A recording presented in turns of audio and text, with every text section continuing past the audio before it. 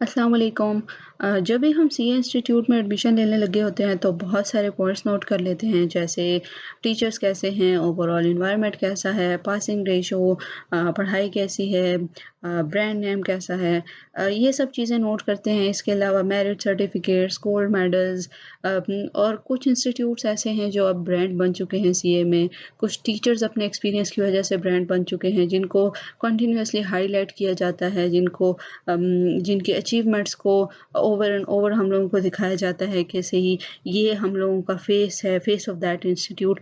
और ये सब चीज़ें देख के हम लोग उस इंस्टीट्यूट को चूज़ कर लेते हैं। लेकिन एक ऐसा इम्पॉर्टेंट पॉइंट है जो हम मोस्टली इग्नोर कर देते हैं, but that is very important because it is going to determine your chances of success and failure in CA, and it is going to determine your attitude in CA कि आप जब fail होंगे या पास होंगे तो आपका एटीट्यूड क्या होगा सीए में। उसके मुताबिक आपका सीए में टाइम कितना लगता है ये भी डिटरमिन होता है। तो वो पॉइंट ये है कि जिस इंस्टीट्यूट में आप एडमिशन लेने लगे हैं, वहाँ पे स्टूडेंट्स का ओवरऑल एटीट्यूड टुवर्ड फेलियर क्या है, that how the students react when they fail. वो जो ऑलरेडी एग्जिस्टिंग स्टूडेंट्स हैं, जब वो फेल हो जाते हैं तो वो क्या करते हैं, और ओवरऑल फेलियर की तरफ एटीट्यूड क्या है इंस्टीट्यूट का। ये चीज़ इसलिए बहुत मैटर करती है बिकॉज़ जब आप ऐसे एनवायरनमेंट में होंगे जहाँ पे स्टूडेंट फेलियर को कैजुअली लेते हैं, यानी उन लोगों के लिए ये चीज़ नॉर्मल है, it's not a big deal for them, तो आप भी ये चीज़ सीख जाएँगे कॉन्शियसली और अनकॉन्शियसली कि फेलियर इज़ ओके। अब सीए में फेल होना it is normal because 20% 25% result आता है, बाकी सारे स्टूडेंट्स फेल ही होते हैं। लेकिन फेलियर की तरफ आपका एटीट्यूड नेक्स्ट अटेम्प्ट में आपकी फेलियर या सक्सेस को डिटरमाइन करता है। तो जब अ, किसी इंस्टीट्यूट में स्टूडेंट्स का फेलियर की तरफ बिहेवियर 2 तरह का होता है। ये मेरा पर्सनल एक्सपीरियंस है और मैं आप लोगों के साथ शेयर कर देती हूँ कि जब मैंने इंस्टीट्यूट ए में एडमिशन लिया, वहाँ पे टीचर्स बहुत अच्छे थे, ओवरऑल एनवायरनमेंट, लोकेशन सब चीज़ें बहुत बेहतर थी।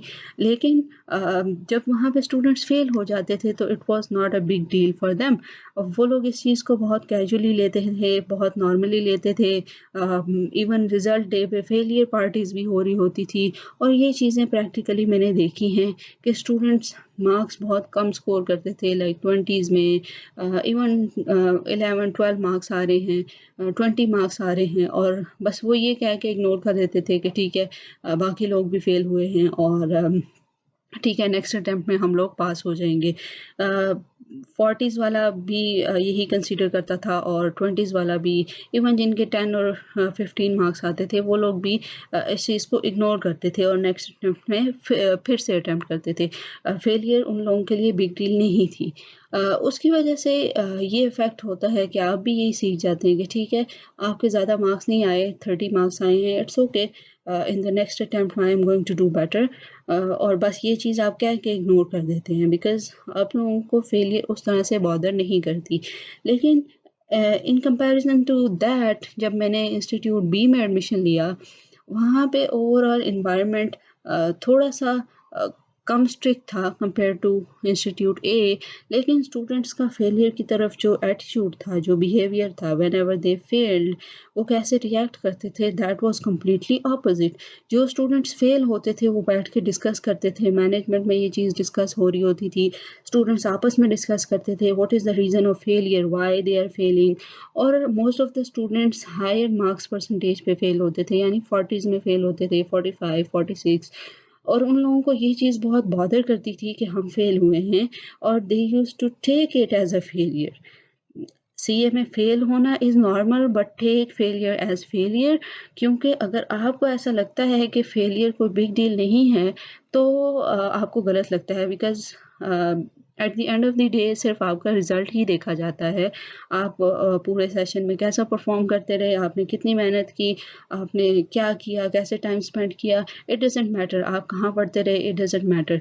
What matters is your result. अगर आप फेल हुए हैं तो आप किस परसेंटेज पे, किस टायर के अंदर लाई करते हैं, ये चीज़ें बहुत ज़्यादा मैटर करती हैं। और अगर किसी आप ऐसे इंस्टीट्यूट में हैं जहाँ पे स्टूडेंट्स ओवरऑल फेलियर को नेगेटिव कंसीडर करते हैं, उन लोगों के लिए ये बुरी चीज़ है और वो इस चीज़ को डिस्कस करते हैं बैठ के ग्रुप्स में कि फेल क्यों हुआ गया और फेलियर की रीज़न्स क्या थी, इन रीज़न्स को कैसे एलिमिनेट किया जा सकता है। तो आप भी यही चीज़ सीखेंगे कि failure is not that acceptable as we made it. और उसके अलावा ये चीज़ भी कि जब आप किसी ऐसे इंस्टीट्यूट में हैं जहाँ पे फेलियर की तरफ रिएक्शन ज़्यादा नहीं है, तो आप भी कॉन्शियसली फेलियर को नॉर्मल लेना शुरू हो जाएँगे। और जब आप ऐसे इंस्टीट्यूट में हैं जहाँ पे फेलियर की तरफ नेगेटिव रिएक्शन है, तो ऑब्वियसली आप लोग भी पास होने की कोशिश करेंगे। और जिस इंस्टीट्यूट में पासिंग रेशियो ज़्यादा है, यानी जो स्टूडेंट्स एक सब्जेक्ट में पास हो रहे हैं, 2 सब्जेक्ट में पास हो रहे हैं और वो लोग स्टिल इस चीज़ को कंसीडर कर रहे हैं कि किसी सब्जेक्ट में क्यों फेल हुए हैं वो लोग। तो ये चीज़ आप भी सीख जाएँगे, आप अपने एनवायरनमेंट से सीखेंगे। तो ये चीज़ डिटरमाइन करेगी कि आप नेक्स्ट अटेम्प्ट में कैसा परफ़ॉर्म करते हैं। तो ये फैक्टर ज़रूर कंसीडर कर लें एडमिशन लेने से पहले कि वहाँ पे फेलियर की तरफ रिएक्शन क्या है।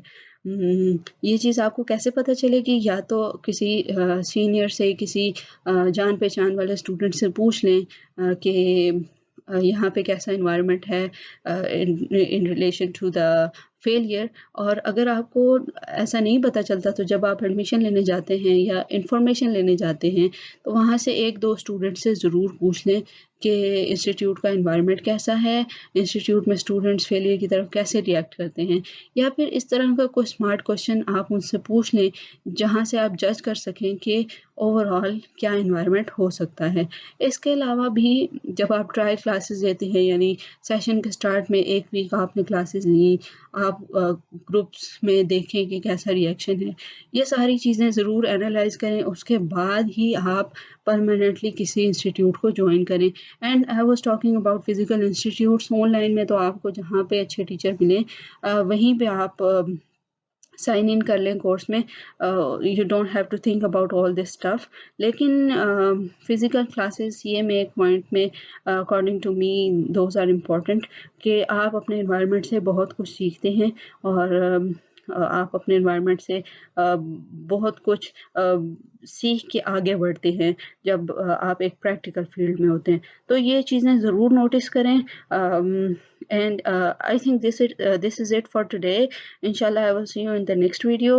Do subscribe before going, and I will come up with more tips that will help you, inshallah. Allah Hafiz.